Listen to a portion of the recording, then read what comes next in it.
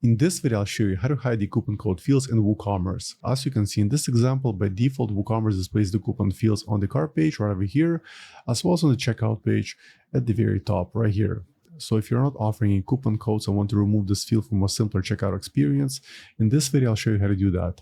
At first, log into WordPress dashboard, and then on the left side of the screen, hover on WooCommerce, and then select Settings. Once the Settings page loads, make sure the General tab is selected.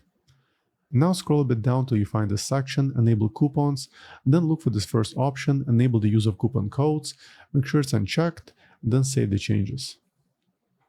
Once the changes are saved, go back to checkout page and try refreshing it.